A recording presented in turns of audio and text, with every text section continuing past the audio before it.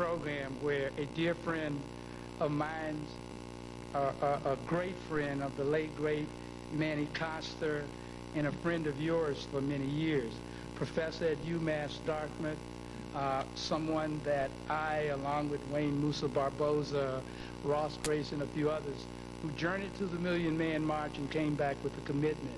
This is part of that commitment. As you notice, Bridging History with Community, the theme of all of this is history. We now bring you Professor Everett Hogan to recite a poem called Parting Ways.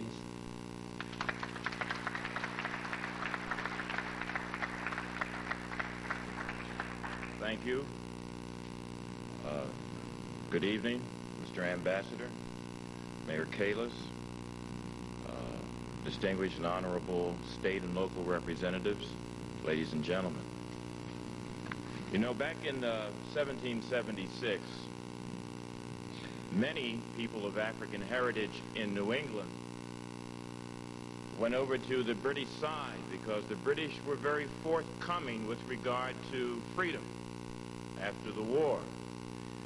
And people in Canada had a very good went over to the British side. But in Plymouth, Massachusetts, there were 4 men who identified with the ideals of the revolutionary struggle toward a Republican democracy, and for better or worse, invested and tossed their fate in that regard, in that direction. And they are buried at the Parting Ways Cemetery.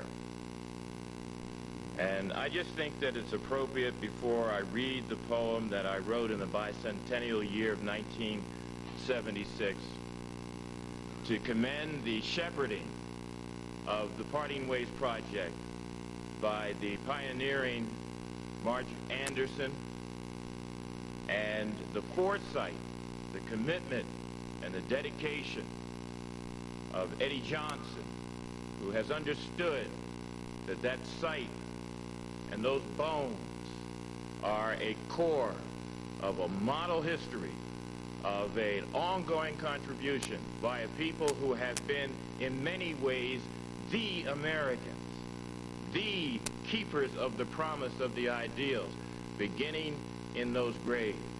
And I think that before we go any further, we should commend Eddie Johnson for being so determined.